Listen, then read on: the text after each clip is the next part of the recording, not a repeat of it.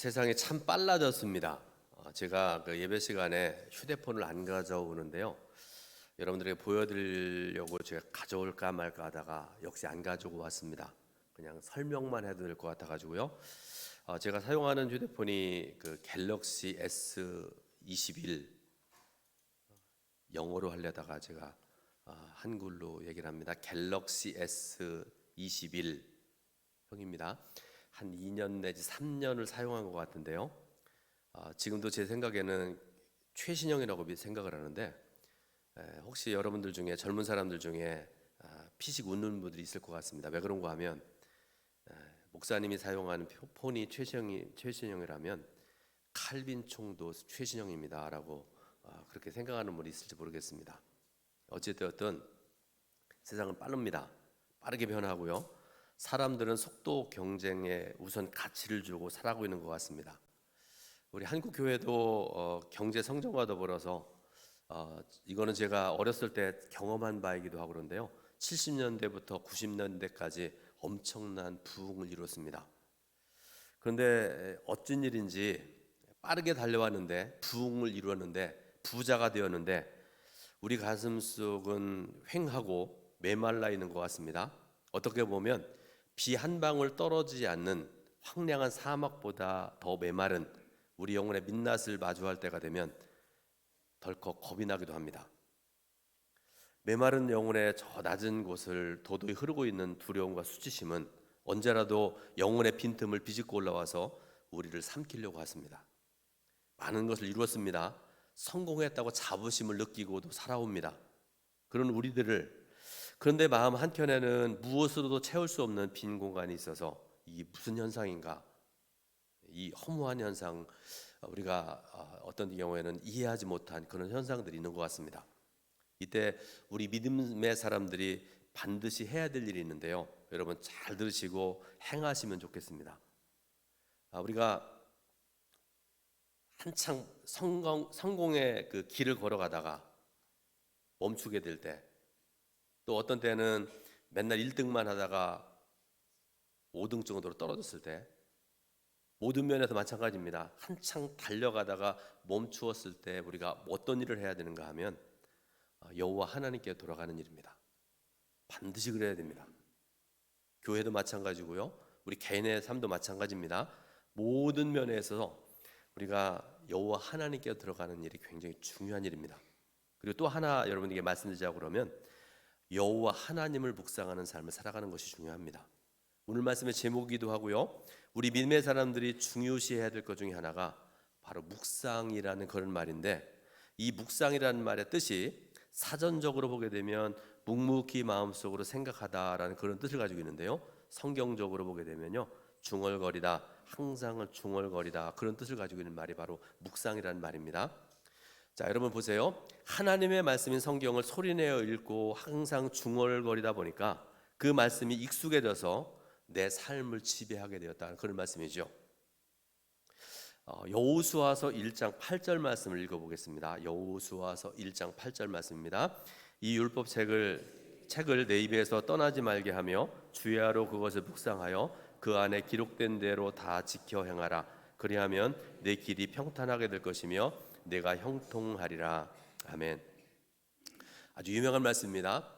이 말씀 중에 보니까 내 입에서 떠나지 말게 하며 주야로 그것을 묵상하여 이렇게 말씀을 하세요. 무슨 말씀인가 하면 규칙적으로, 구약의 용어로 하면 율법책을, 오늘 말씀으로 말씀하면 하나님의 말씀을 읽으라라는 그런 뜻입니다.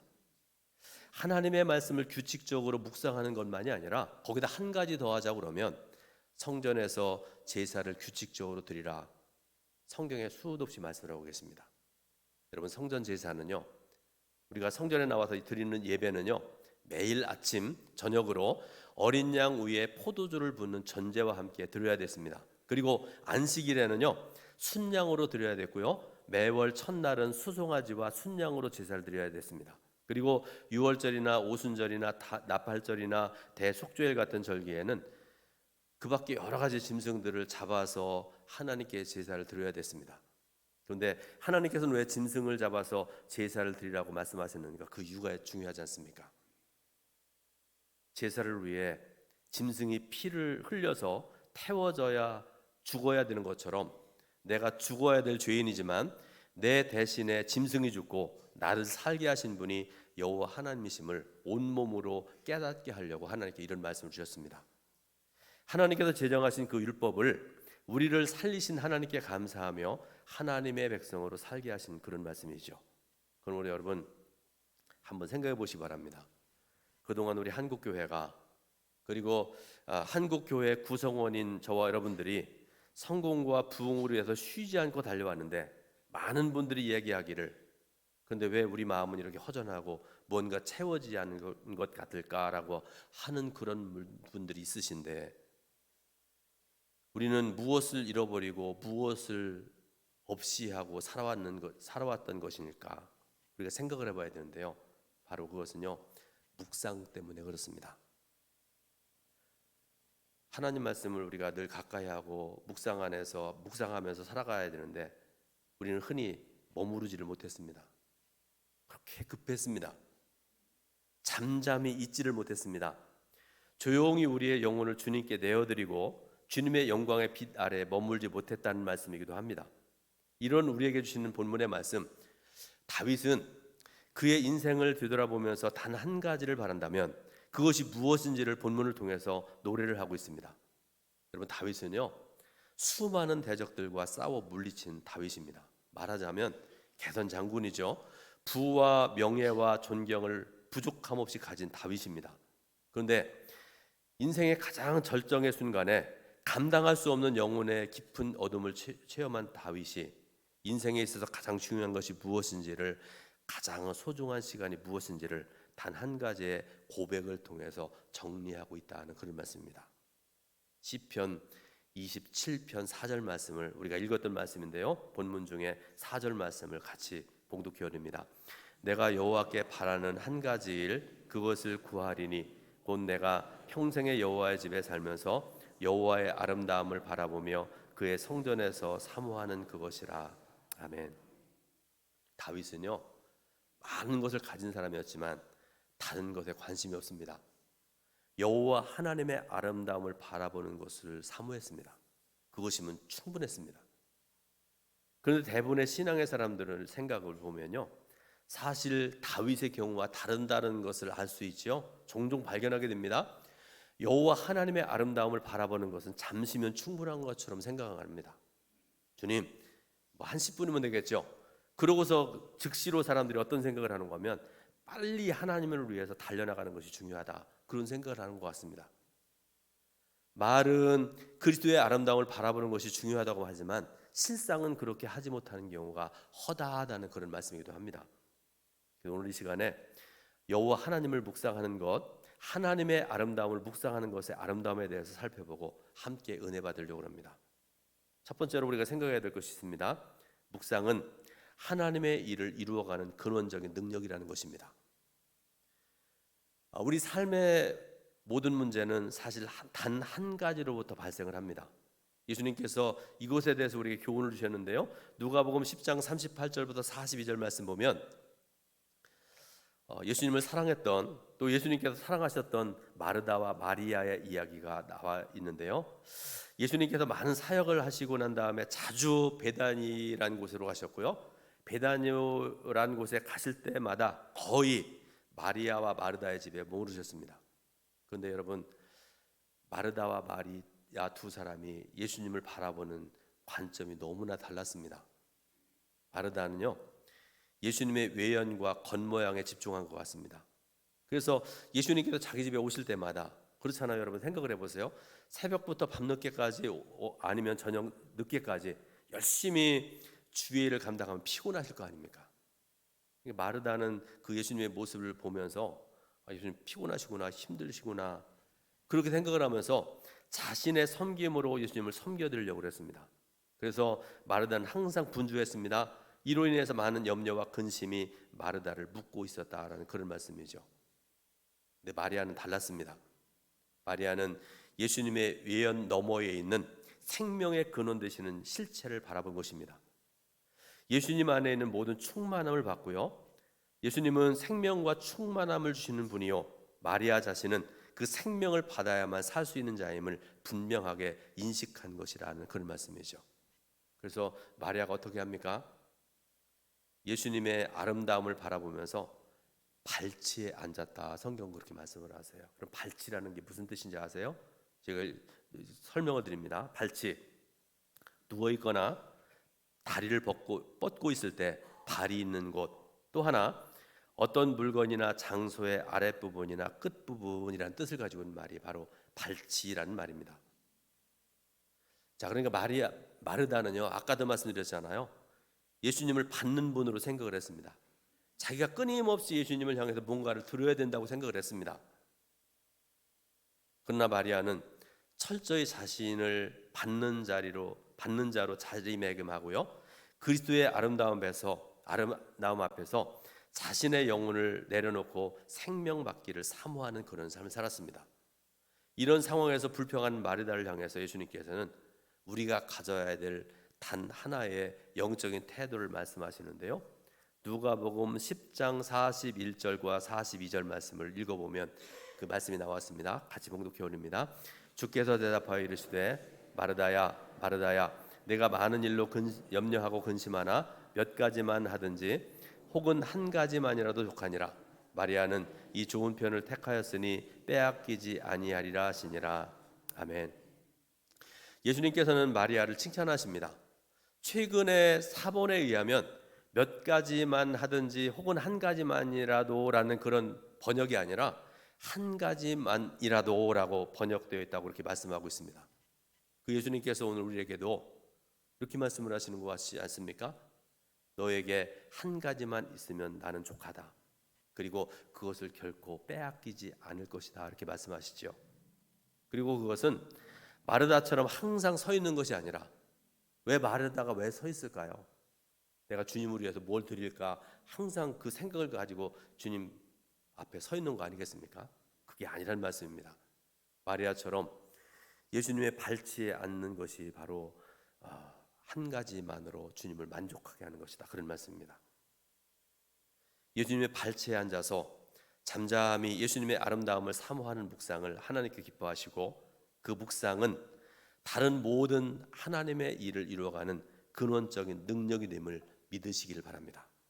두 번째로, 그리스도의 아름다움을 지속적으로 묵상하는 삶을 살아야 됩니다. 묵상의 중요한 것은 바른 묵상을 통해서 우리는 하나님의 임재를 경험할 수 있고요, 하나님의 음성을 들을 수 있기 때문에 그렇습니다. 오늘 저와 여러분들이 말씀을 전하는 저나 말씀 듣는 여러분 모두가 그리스도인인데, 살아가면서 여러분 그런 경험들, 그런 소원들 있지 않겠습니까? 하나님, 제 삶의 자리에서 하나님 임재를 경험하기 원합니다. 또 어떤 경우에는 하나님의 음성을 듣기 원합니다.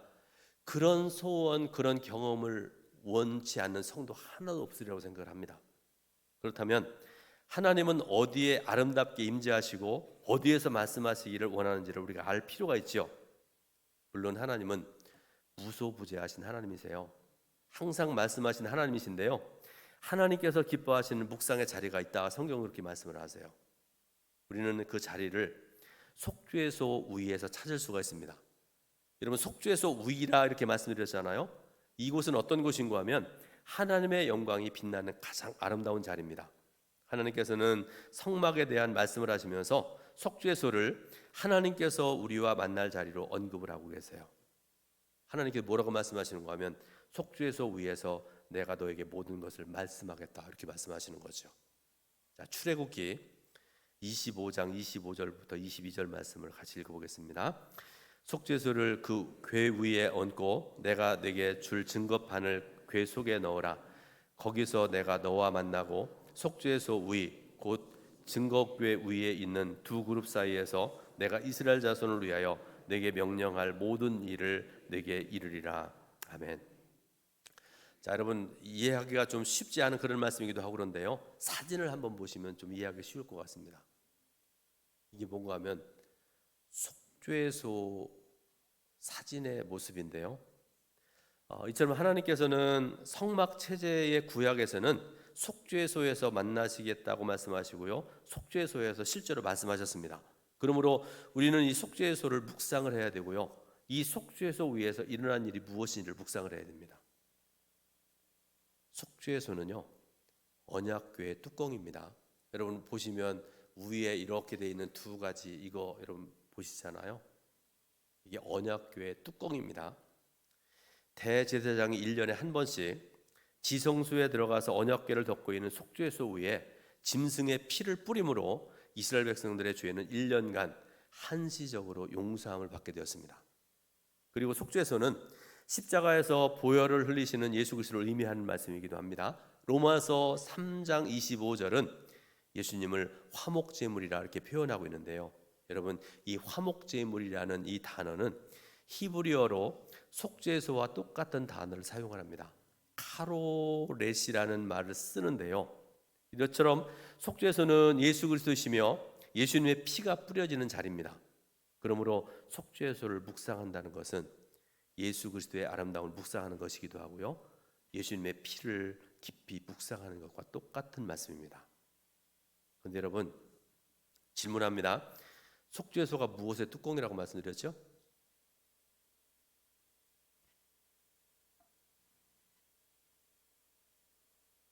다시 질문하겠습니다. 속죄소가 무엇의 뚜껑이라고 말씀드렸죠?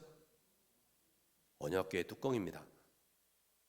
그러므로 속죄소 아래에 있는 언약궤는 인간의 불순종을 상징하는 물건이 세 가지가 들어있습니다.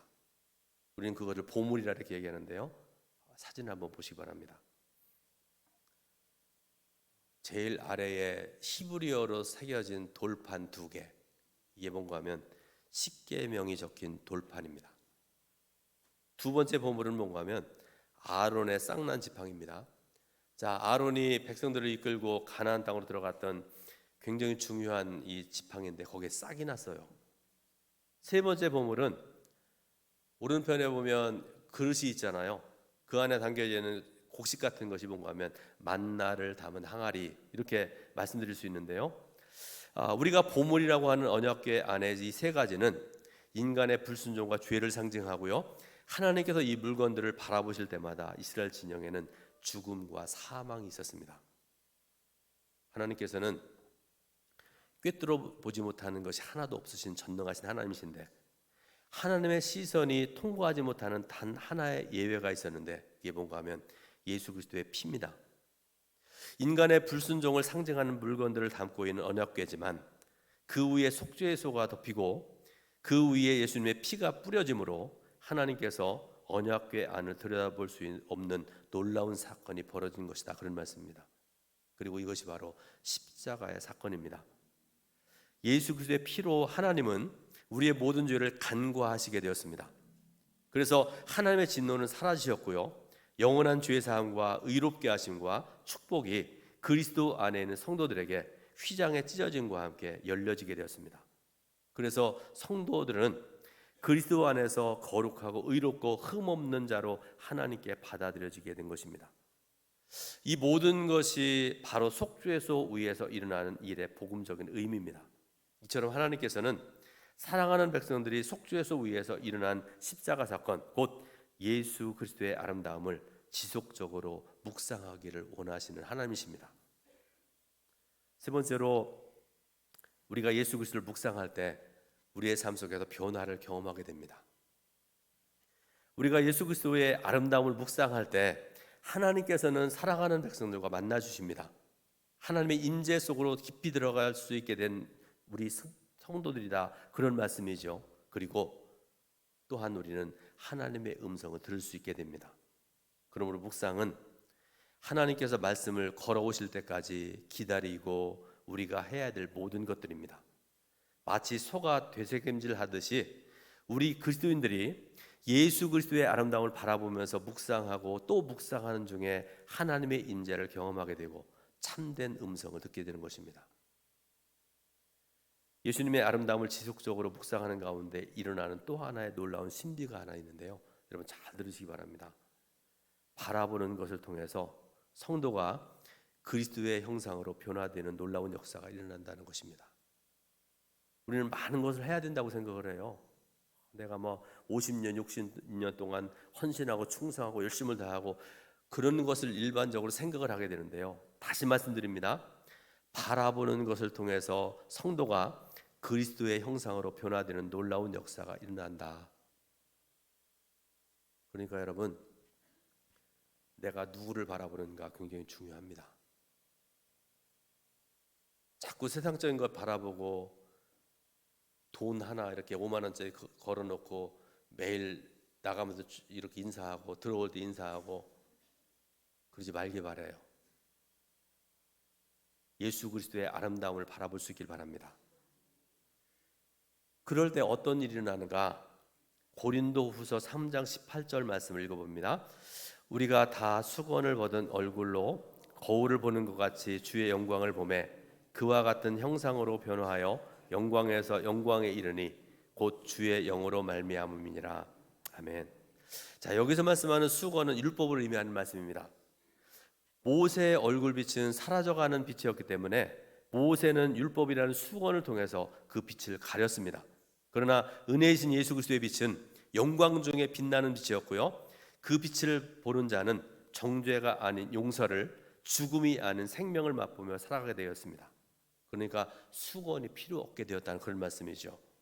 그리고 그와 같은 형상으로 변화해서 영광에서 영광에 이르게 된다 말씀하시는데, 그 비밀을 뭐라고 말씀하시는가 하면 주의 영광을 보매 이렇게 말씀을 하세요.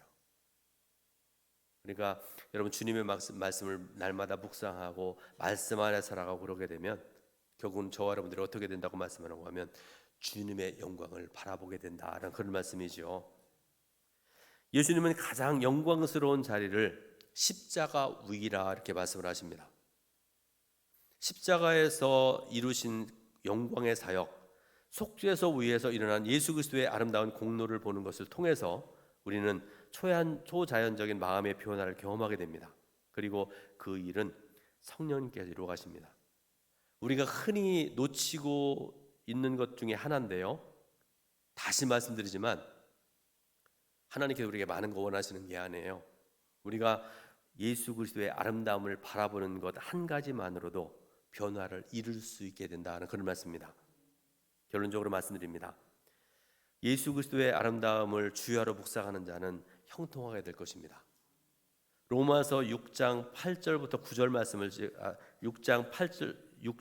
로마서 4장 6절부터 8절 말씀을 제가 읽어드리겠습니다. 천천히 제가 읽어드립니다.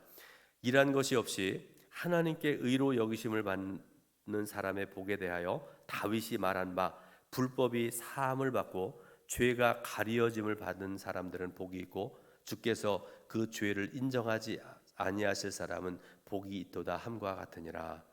아멘. 다윗이 동경했던 세대를 지금 우리는 살아가고 있습니다. 다윗이 동경하며 일평생 묵상했던 단 한 가지 소원, 곧 예수 그리스도의 아름다움을 묵상하는 것이 오늘 저와 여러분들의 평생의 소원이자 삶이 될 수 있기를 예수님의 이름으로 축원드립니다. 마지막으로 아까 읽었던 시편 27편 4절 말씀을 읽고 말씀을 마무리합니다. 내가 여호와께 바라는 한 가지 일, 그것을 구하리니 곧 내가 내 평생에 여호와의 집에 살면서 여호와의 아름다움을 바라보며 그의 성전에서 사모하는 그것이라. 아멘. 기도하겠습니다. 하나님, 크신 은혜와 사랑을 감사드립니다. 오늘도 거룩한 주님의 전에 나와서 예배드리게 하신 하나님, 또 생명과 진리의 말씀을 저에게 허락하시사오니 진정으로 감사드립니다.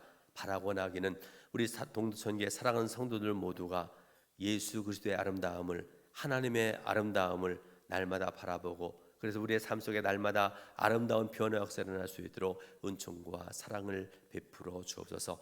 예수 그리스도의 이름으로 기도드립니다. 아멘.